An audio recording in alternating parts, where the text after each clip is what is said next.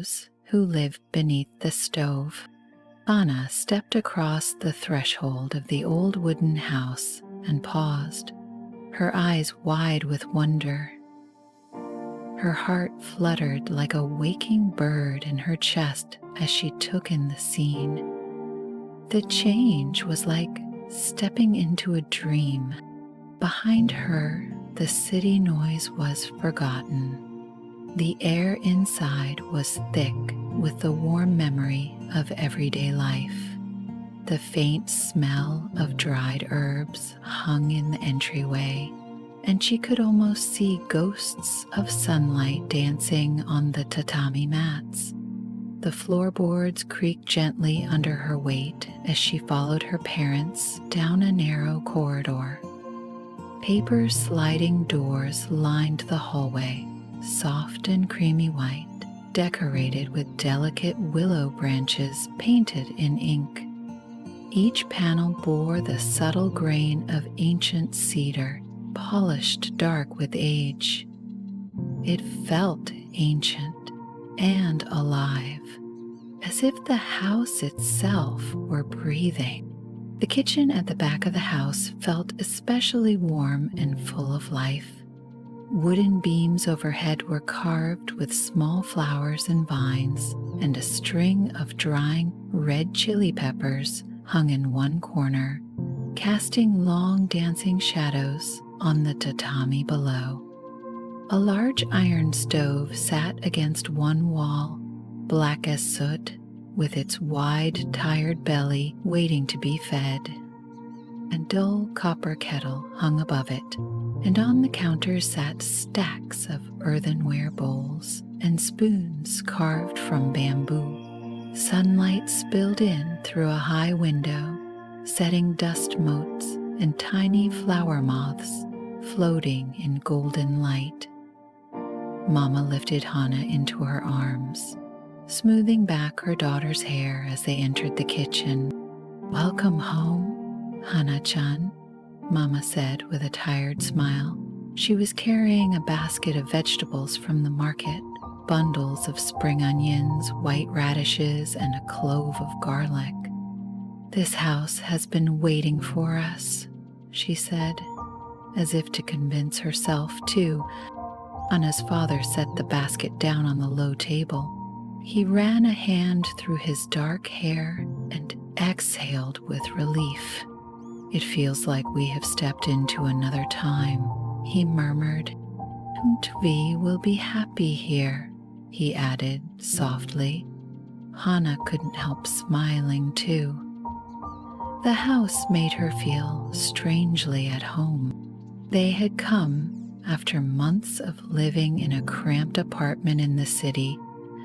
Now, this creaky countryside home, with its ancient wooden beams and tatami floors, was their new home. Hana sensed that the house had a life of its own. She pressed her forehead to the cool wooden frame of the sliding door and gazed out at a small garden of moss and evergreen. Outside, the wind whispered around the eaves and rustled bamboo leaves. Inside, the house seemed to smile at its new family. In a small room just beyond the kitchen, seated on a woven cushion, was Grandpa Shiro. He was the former owner of the house and Mama's father. His hair was thin and silver, his eyes bright and kind behind round spectacles. Grandpa Shiro looked up with a gentle smile when he heard footsteps and patted the floor beside him. "Welcome, Hana-chan," he said in a soft voice. The lines around his eyes deepened as he grinned. "This old house was just waiting for you," he added as if offering comfort. Hana bowed respectfully and then sat next to him. Grandpa Shiro held her hand, and it felt calloused, like the turned wood of an oar or the smooth handle of a wooden spoon. He poured them each a small cup of warm green tea, and the sweet steam curled between them. His room was cozy, shelves of books, jars of dried tea, and a small bonsai tree by the window. Sunlight in that room looked like honey. Grandma's old clock in the corner ticked softly, and through the window, Hana could see fresh green leaves unfurling in the garden. Even in that quiet room, she felt the life and history of the house breathing around her. That evening, after a simple dinner of miso soup and rice, Hana climbed the narrow stairs to her new bedroom. The house fell silent, except for the occasional creak of settling wood and the distant chirp of an evening cicada. She lay in a futon by the window, wrapped in a soft quilt her grandmother had sewn. Stars began to appear in the dark sky, and a thin moonlight bathed the room, filling it with quiet silver. Far below, a single cricket chirped outside the window, as if saying, "Good night." Hana took a deep breath of the cool night air and felt safe and sleepy. Hana was just drifting into sleep when she heard it, a faint whisper, barely louder than the sigh of the wind. It seemed to come from the direction of the kitchen. Curiosity lifted Hana out of bed. She held her breath and tiptoed to the top of the stairs, listening. There it was again, a tiny hum, like a singing teapot. Her heart raced with both excitement and a tiny hint of fear, but curiosity was stronger. She padded down the dark hallway. Moonlight gleamed on the wooden floorboards, which shone warm and golden beneath her feet. Her fingers brushed a cool wooden railing as she descended. The musty smell of tatami and cedar filled her senses. When she reached the kitchen door, the humming stopped. Hana pressed an ear to the old wooden panel but heard nothing. She turned the handle slowly and pushed the door open. In the center of the kitchen, an old iron kettle sat on the cold stove. The room was bathed in moonlight. Dust shimmered in the air. For a moment, it seemed utterly still, and Hana's heart thumped loudly in her chest as she leaned closer. Then a glint of light flickered under the stove. Hana's eyes widened. There, just beneath the heavy stove, were two tiny glowing eyes staring back at her. They sparkled like stars in the night. Hana gasped, stepping back, but a soft warmth spread over her. From beneath the stove came the faint sound of a giggle, like the ring of a small bell, and two tiny arms appeared. They were shaped from a swirl of warm air, and they held a burning ember as if it were a toy. Then a small round face peered out. It wore a smile as bright as a sunrise. Hana felt her heart leap with delight. The sound was as comforting as a favorite lullaby. "Hello?" she whispered, grinning.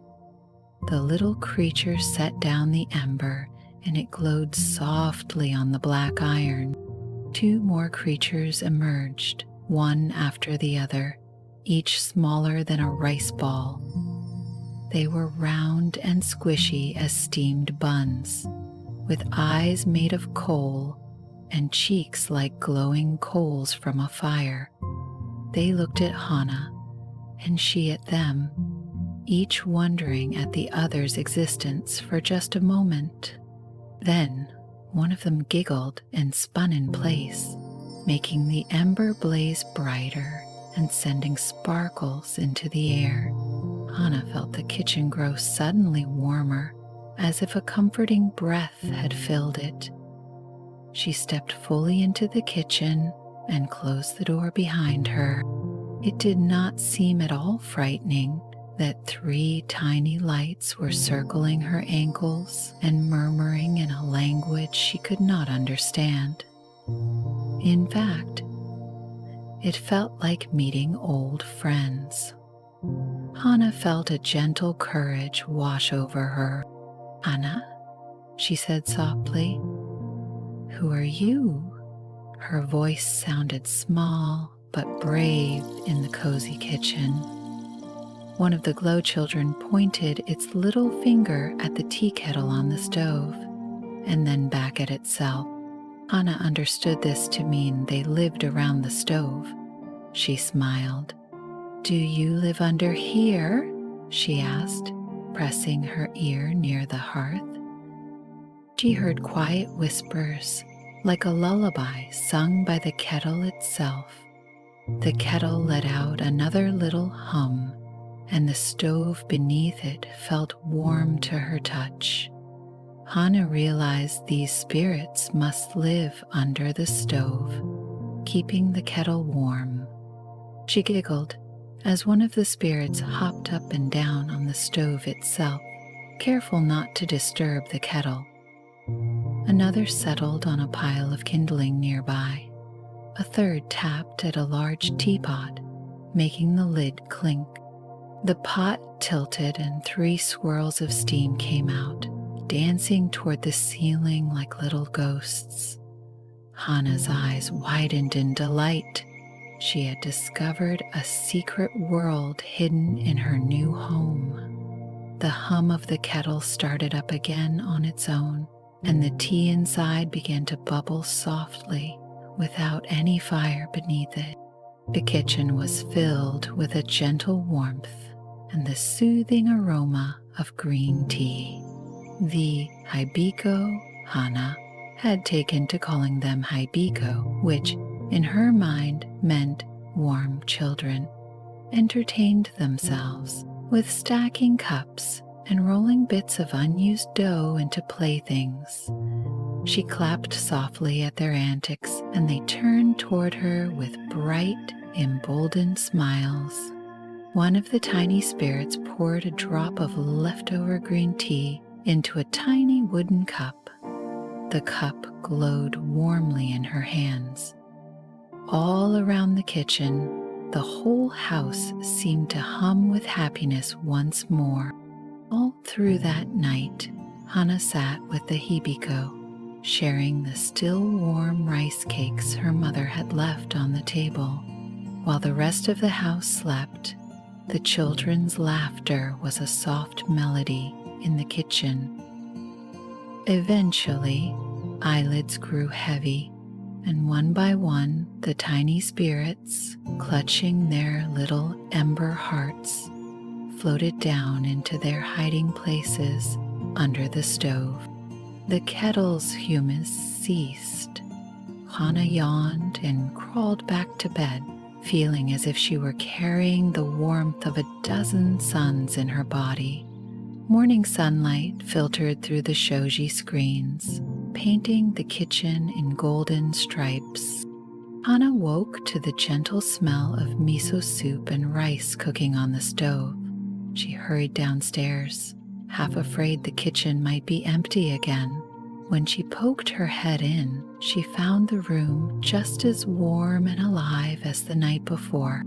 She smiled, half convinced it was a wonderful dream, continuing, "Everything smelled sweet and hopeful." One of the tiny spirits poured a drop of leftover green tea into a tiny wooden cup. The cup glowed warmly in her hands. All around the kitchen, the whole house seemed to hum with happiness once more. Later that day, after lunch, a quiet boy named Sota poked his head through the kitchen door. Hana's cheeks bloomed pink as she saw him. Sota was a neighbor, tall for his age, with gentle eyes, messy brown hair, and a soft smile. He had been reading quietly at home when he smelt something interesting coming from her kitchen, and his curiosity got the better of him. "What are you doing?" he asked softly, spotting the steaming kettle and Hana's excited face. Hana motioned for him to come in quietly. "I want to show you something magical," Hana whispered. She took a piece of dried rice cake and held it out on her palm. The Hibiko immediately emerged from under the stove and floated toward the treat, their round faces lighting up with joy. Sota's eyes went wide as the tiny spirits danced around them, and he gave a gentle laugh of surprise. His smile was contagious, and for a moment he looked like Hana's mirror image of wonder. "So they are real," Sota murmured, a smile spreading across his face. "You weren't making it up." He looked around at the dancing lights, eyes wide with wonder. "My grandmother used to tell stories about little fire children in the stove. I thought she was just telling tall tales. She was right all along." Hana nodded, eyes shining. "They're the children of the hearth, protecting our home," she said. Sota nodded slowly, understanding. "They're beautiful, Hana. We should thank them for keeping us warm," he agreed. He set his hand on Hana's shoulder. "Thank you for sharing this with me," he added. Together they smiled at the little Hibiko, feeling happy and not alone. The next afternoon, Hana found herself at Mrs. Kato's bakery, a small wooden shop with cloud-like steam puffing from its chimney. Rows of fresh buns and pastries lined the shelves, each one still warm from the morning oven. The sweet scent of cinnamon and anise filled the air and made her nose tingle. She had come for soft brown buns and a moment to herself, feeling a little shaky after the morning's excitement. Mrs. Kato was a warm woman with flour-dusted hands and a kind smile. "Hello, dear," she said, passing Hana a batch of buns to take home. Hana thanked her, tears in her eyes despite herself. Mrs. Kato noticed. "Is something wrong?" she asked gently, wiping her hands on her apron. Hana hesitated, then shook her head. "No, it's just things are a little different at home," she admitted softly. Mrs. Kato lowered her voice and smiled knowingly. "Tell me, child, it looks to me like your house misses you. And I see someone else might be missing too." She leaned closer and took Hana's hand. "Houses have feelings too.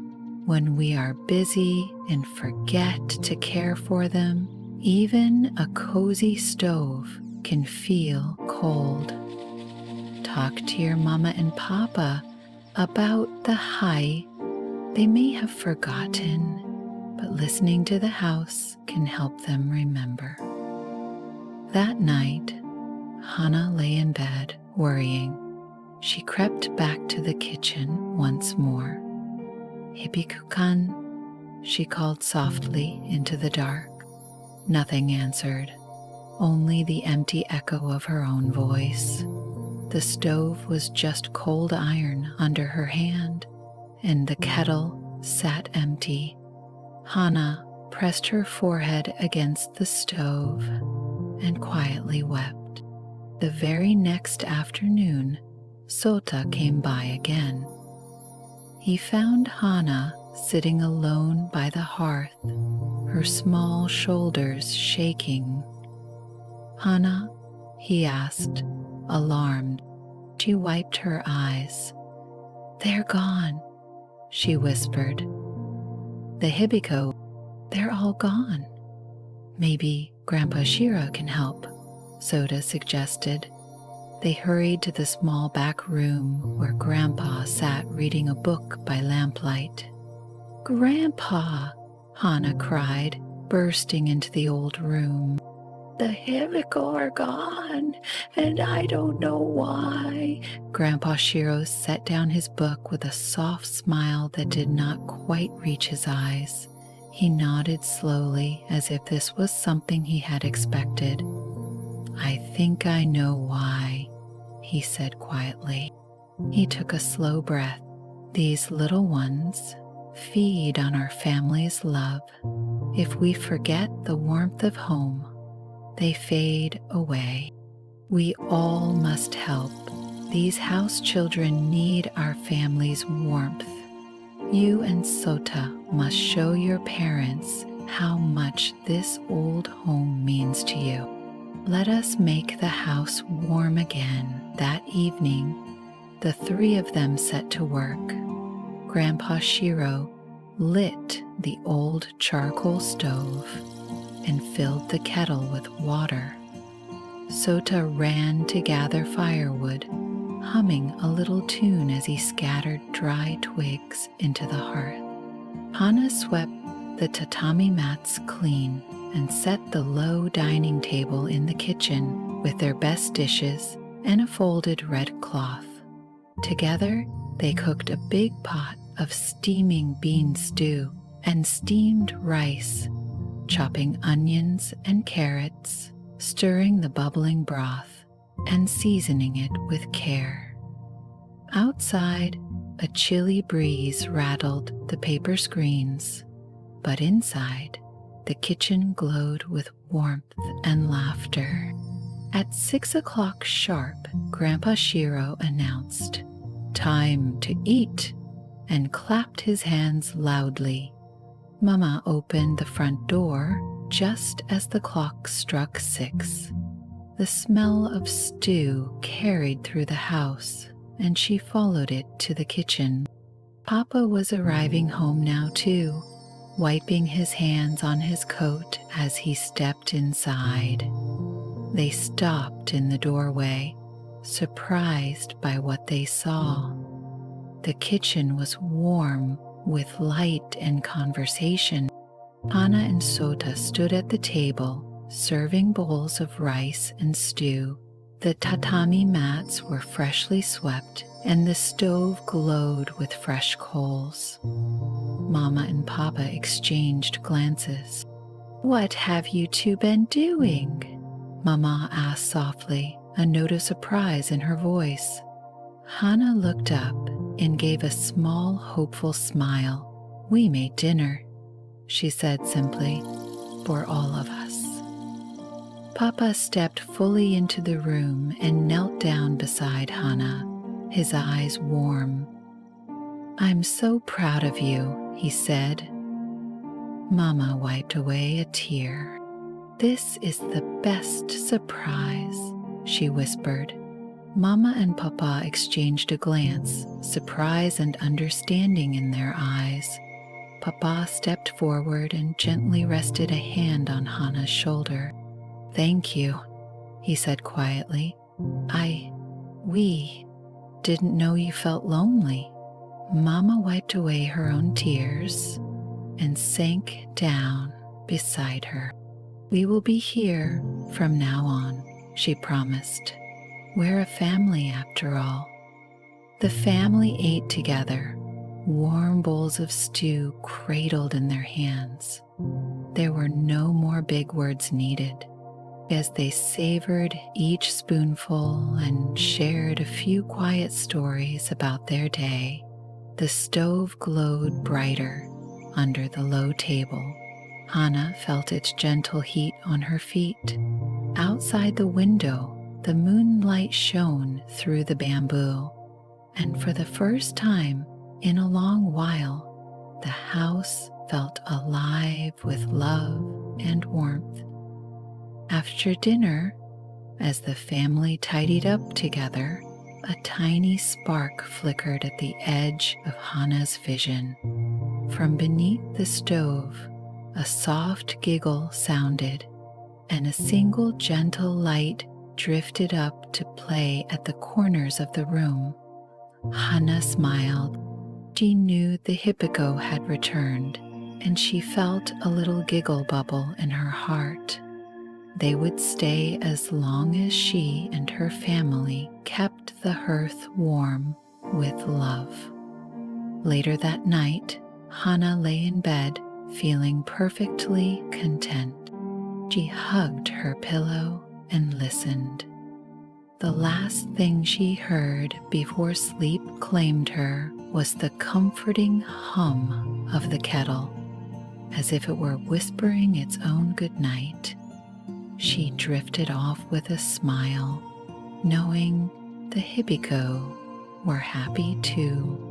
In the days and months that followed, the house never truly lost its warmth again.